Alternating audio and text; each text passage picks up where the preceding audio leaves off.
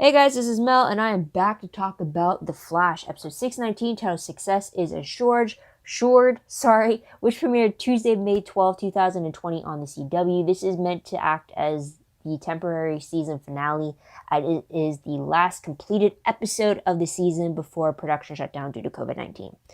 And because we don't know when production will resume again, we don't know when we would be getting the last 3 episodes of the season. They kind of had to let this one be released for us. So huge spoiler alert. If you haven't seen the episode already, please go do so first and then come back and see what I have to say about the episode.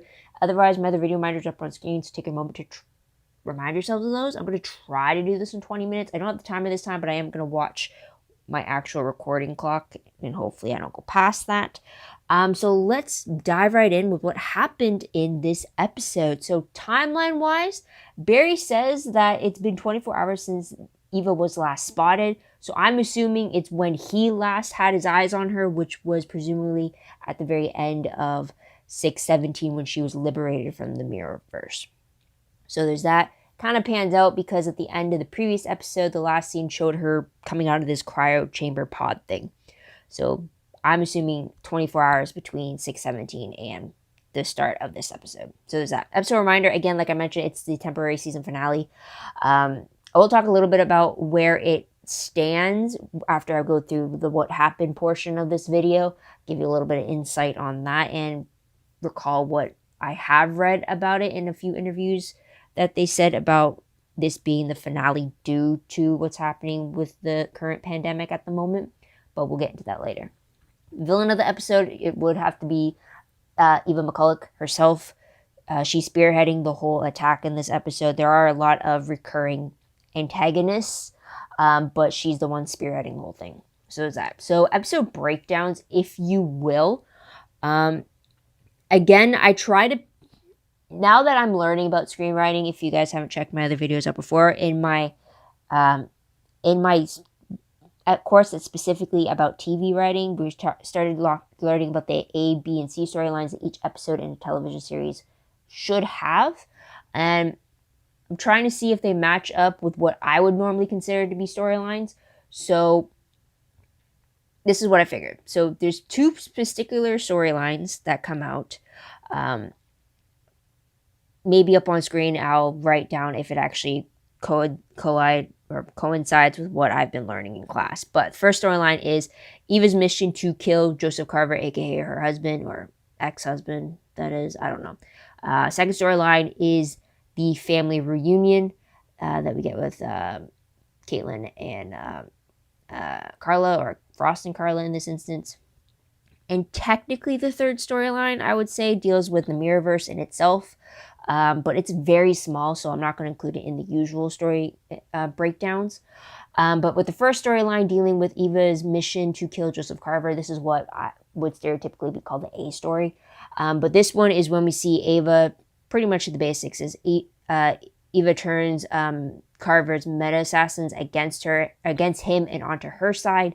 And in the end, she does end up killing her husband, despite Team Flash's attempts to interfere with her plan. We do see her get her mission assured, essentially. So there's that. With the family reunions is typically what the B storyline is going to be called. Essentially, B story is supposed to revolve around any relationship progresses, I guess you could say. Usually it's with the protagonist, but with something of an ensemble cast, I beg to differ.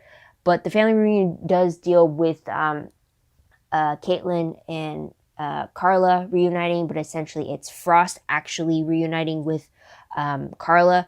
And Frost is still in the mindset that Carla's not her mom, but Caitlin's mom, even though technically her and Frost are the same person. So Carla's been brought in to help with their recovery from Dr. Light's, plasma bullet or whatever it was, the light bullet. So she's trying to run tests to see kind of where they're at before they start treatment.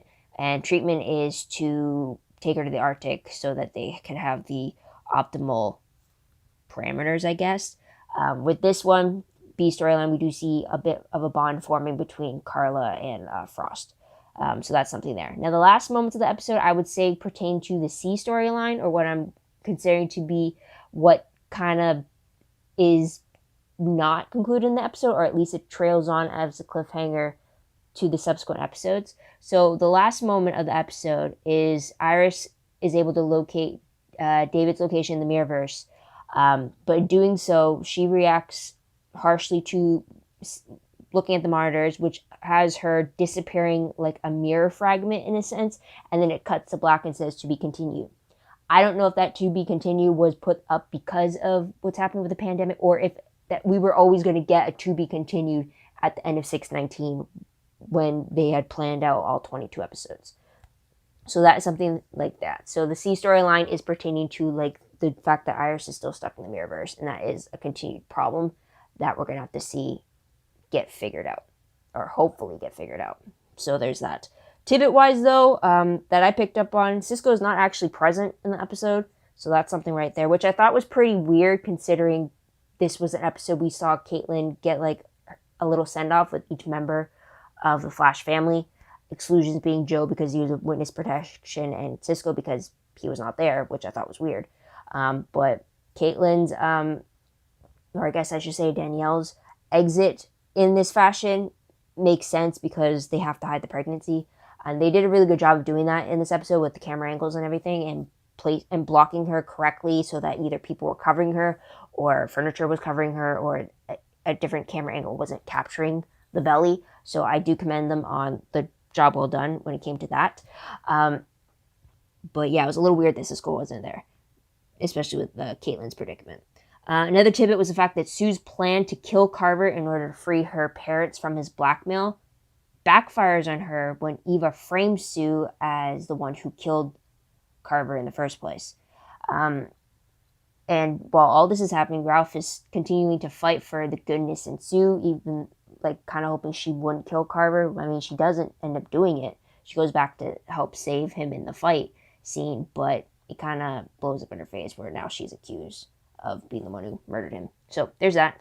Again, like I mentioned, we do see Joe returning from witness protection because Carver's now dead, and he's the one that was the threat for Joe being put into a WITSEC. So there's that. We do see Nash getting observational commentary from the ghost of Harry Wells, in particular when it came to Barry Allen and his actions, where he was contemplating taking a deal with Mir Singh, to save Iris at the expense of Joseph Carver's life, when all the other Welleses that Nash is seeing all tell him that the Barry Allen they knew would never make that kind of deal, and yet Nash is seeing Barry kind of wrestle with that choice. So we get something of that there. It's very brief of a moment we see Harry, but it proved to be very impactful, I thought. So there's that. And then another thing was that in the episode we do see Nash continuing to try to make amends with Allegra. I mean, progress is made between the two of them at the end of the episode, but it seems like a long way to go. I think it had to do with the fact that seeing her cousin again as Ultraviolet and being reminded of how she was alone when Black Hole recruited her, and then Allegra saying that she wasn't the only one that was alone, but then also suddenly getting reminded about that here's Nash trying to be there for her and she's pushing him away.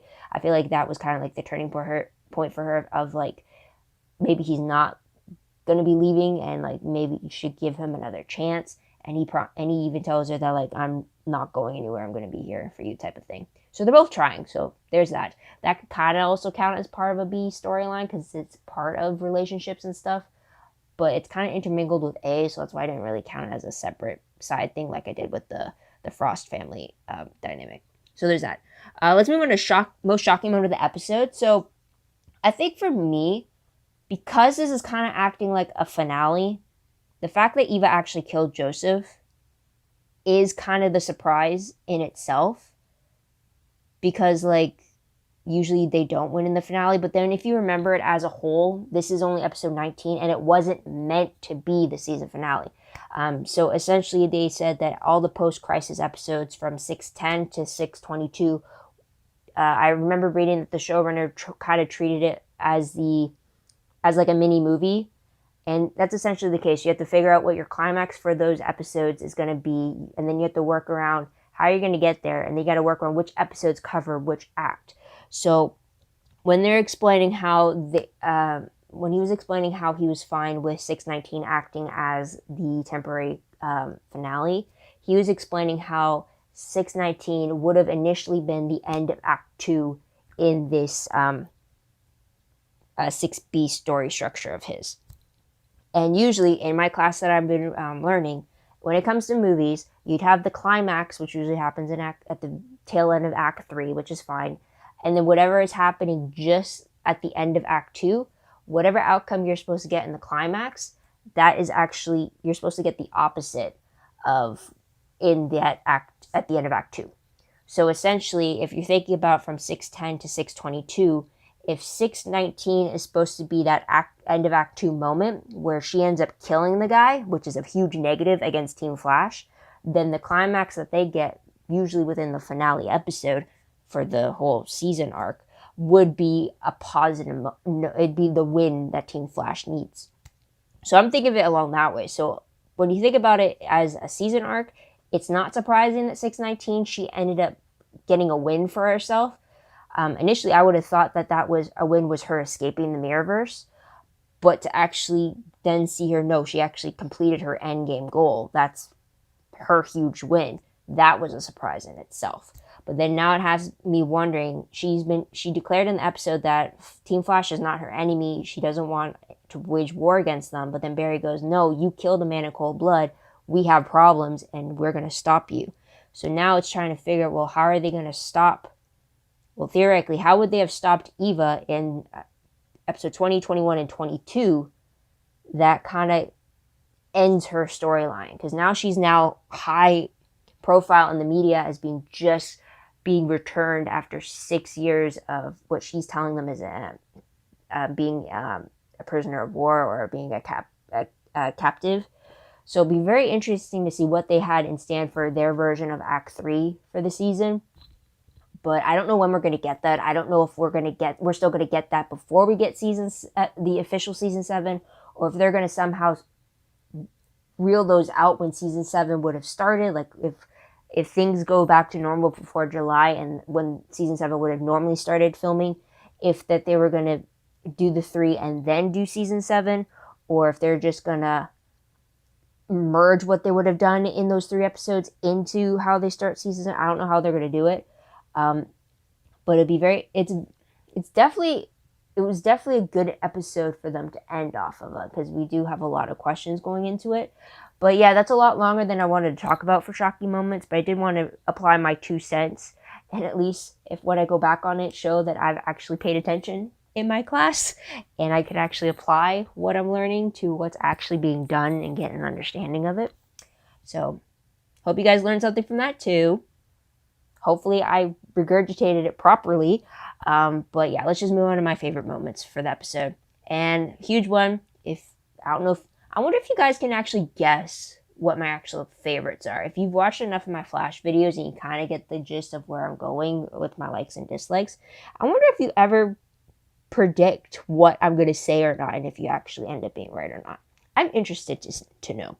But anyways, getting back to it. My favorite would have to be any scene that had to deal with Caitlin and Frost, whether it's them together, where they had that little moment of like, if she's awake, she'll hear, and then like, I'm awake. Like that moment was a little cute. They only had like that briefly. But mainly because favorite I did have was that when Barry was saying goodbye to the 2 of them, it was Caitlin. He was saying goodbye to her first. And then he tagged on to the fact that he wants Frost to come back too, because they have their whitewater rafting trip that they plan together. They need to go on that. So I thought that was pretty cute, but I really love that Caitlin was able to give Barry some advice about how like it wasn't his power, it wasn't his speed that gave him power, but it was his love that allowed him to persevere through all of it. So I do appreciate that she gave him that one last nugget of wisdom before she left to get treated for an injury. I do also love that they were able to share that moment and express like how much they would miss each other, because I know like their scenes have been lacking. I mean, they've gotten a little better in the second half of this season, but like I'm just glad that it was Caitlin that Barry had a majority of that goodbye scene with, as opposed to Frost that every other character had, which I still liked. I liked Frost's goodbye with Nash, Allegra, and Cecile. Like I love that. She definitely had their own dynamic to it, but I do appreciate that we still got both Caitlin and Frost in this episode, and I do appreciate how who they each got to say in their goodbye. I just realized now that Ralph didn't actually give an official goodbye, unless you count the whole diploma moment to be his goodbye. But that was with Frost. And then Cisco didn't really get anything with either of them. So I'll let that slide. Maybe that's a peeve. I don't know. Well, there's that. But then also I do appreciate the dynamic between Frost and Carla, which I think is very different from Caitlin and Carla. But like I did appreciate that Carla, even though it was a slight against Frost, I did like that Carla said, like, I wish Caitlin were here to help me figure this out, which I don't think at the very beginning when we first had the two of them on screen together in like season 3, I think, they were not in that position where they would freely ask for the other person's help. So the fact that she made that comment, I think shows great progress between Caitlin and Carla's relationship.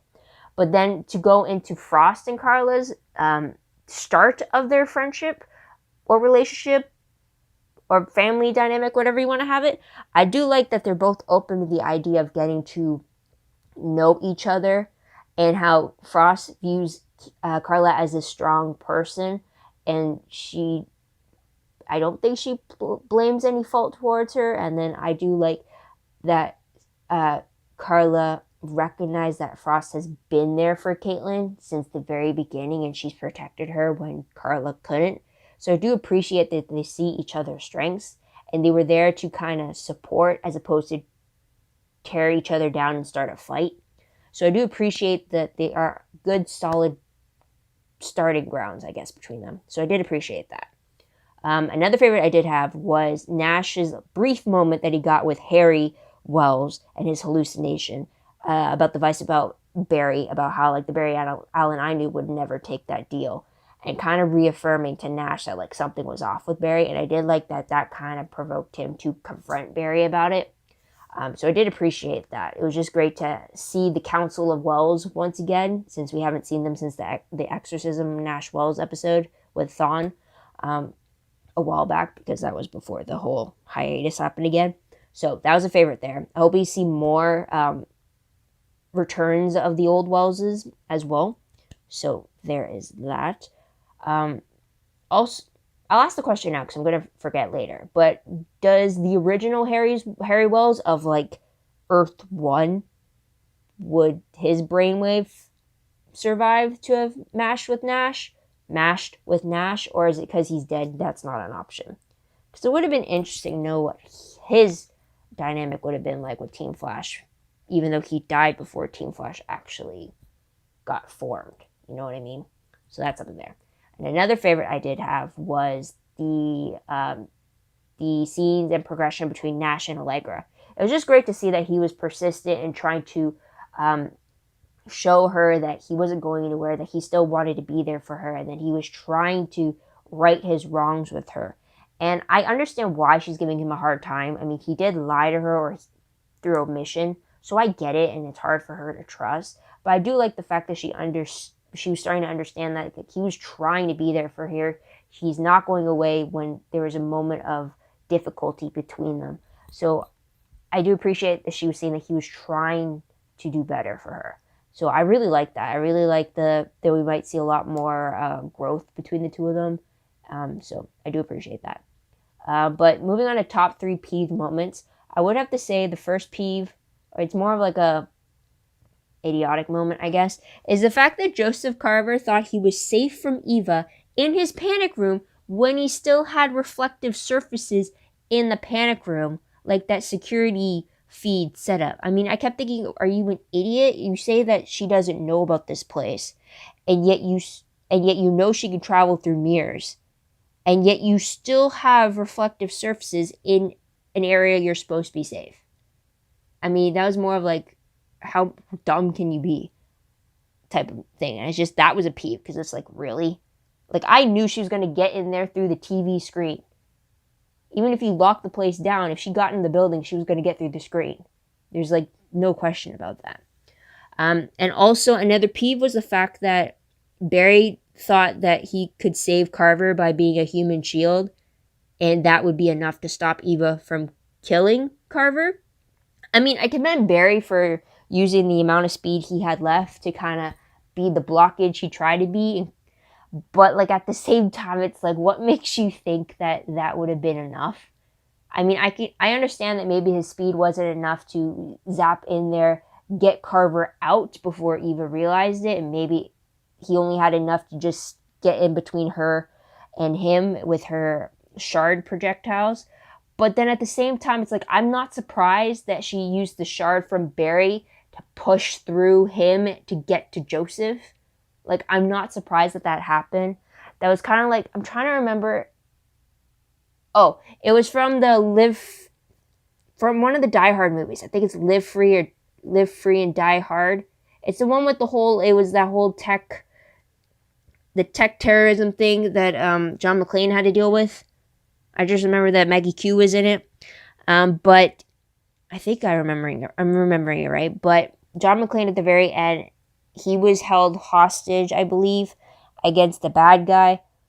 Or instead, like, all I remember, and I hope this is the correct film, but correct me if I'm wrong, but John McClane, instead of just not getting a clean shot of the bad guy, he ends up shooting himself in the shoulder, which would then go through his shoulder and then kill the guy who's actually, like, holding him, the bad guy that was holding him. So, like, the bullet would go through his shoulder and go through the bad guy he was intending it for.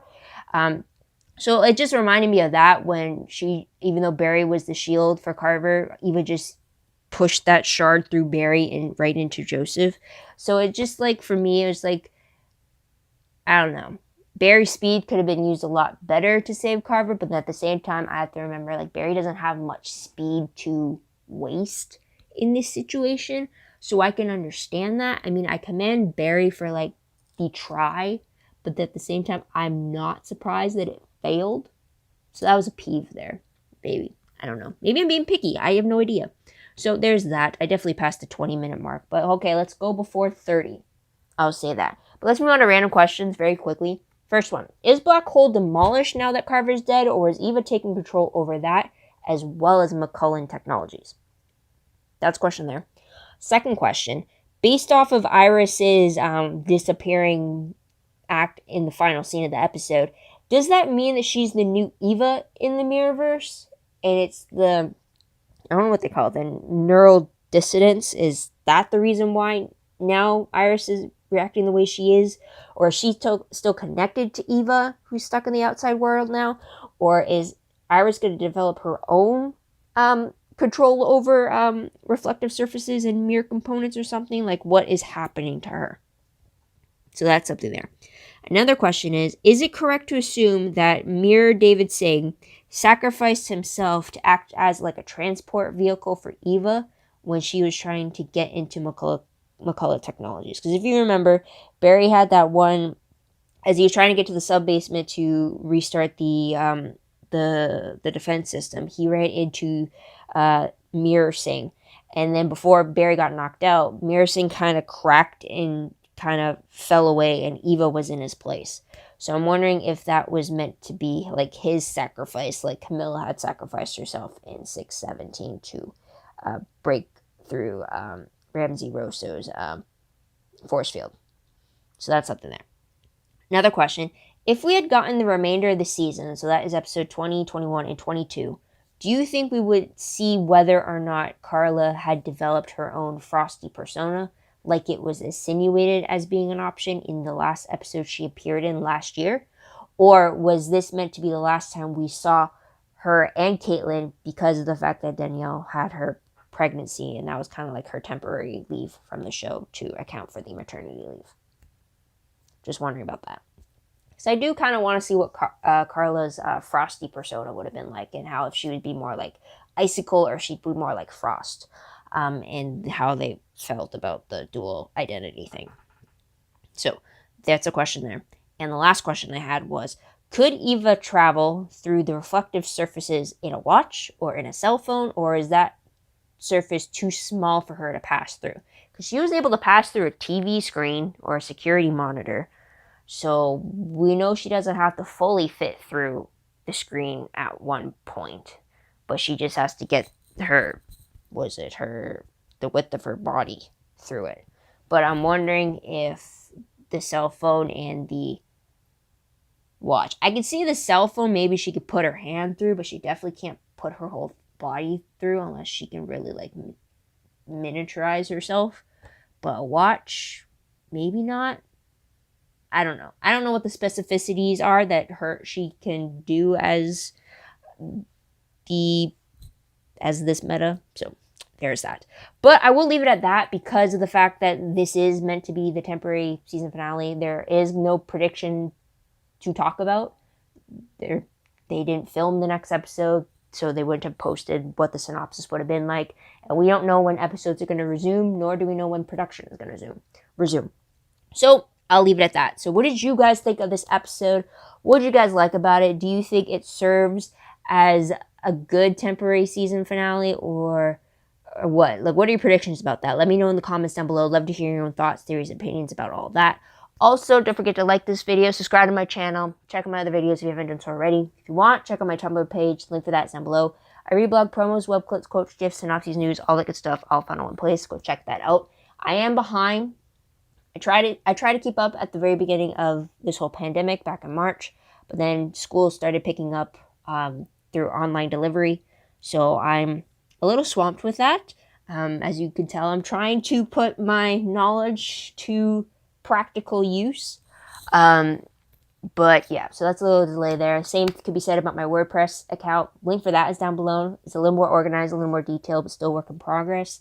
But again, haven't updated as frequently as I would like, but everything's connected. So if you're able to get to one site, it's just knowing how to look for certain things and look for certain patterns. So check that out if you like. But otherwise, guys, that is pretty much it. Thank you so much for tuning in. Thank you so much for your patience. I hope you come back to see what I have to say on any other video I post. I know this is going to be the last, for sure, Flash video that I know because there are no new episodes at the moment. But check out any other videos that I post. If it's a show that you watch, I sometimes might put up some random odd ones here and there that's still related to TV or the topic of certain TVs. Like I just posted a recent one about my thoughts about crossovers, which I do talk about the Arrowverse as an example in that. So if you want to check that out. But yeah, otherwise, if there's I don't know, if there's an idea of a video that you would be interested in me talking about, like if maybe you want some thoughts from a screenwriting student's perspective, I'd be open to check out that a little more if it doesn't conflict with my schoolwork. Yeah, just put it in the comments down below. But otherwise, guys, thank you so much for tuning in. I truly appreciate it. The support means a lot to me. It definitely helps during this trying time right now and keeps my mind off of things. So I hope this video helps keep your mind off of things as well too. But I'll leave it at that. So again, thanks so much for tuning in. Thank you so much for your patience. Sorry if I repeated myself, but I do hope you come back to check out my stuff next time. But until then, this is Mel. Wish you all a great day, great week wherever you are. Please stay safe. Stay physically distant so we can all get back to our regular lives quicker, or sooner rather than later. So take care, guys. Bye for now.